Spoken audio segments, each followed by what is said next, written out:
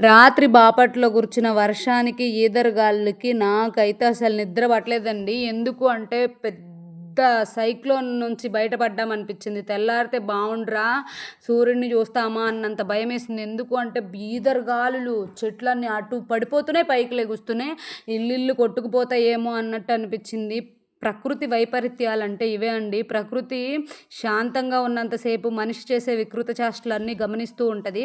ఒక్కసారి ప్రకృతి పగబడితే కన్నురెప్ప పాటులో మొత్తం అంతం చేసేస్తది అనడానికి ఇదే నిదర్శనం అనమాట. రాత్రికి ఎలాగో ఒడ్డెక్కాము.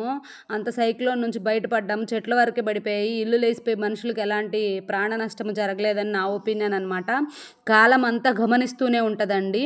కాలానికి విపరీతమైన మెమరీ పవర్ ఉంటది. మనం చేసే ప్రతి పనిని కర్మ రూపంలో తిరిగి వడ్డీతో సహా తిరిగిచ్చేస్తది. ఏ మనిషైనా ఇవ్వాళ మనం చేసాం, మనకేముంది బానే ఉన్నామని కాళ్ళు రగరేసుకు బ్రతకొచ్చు.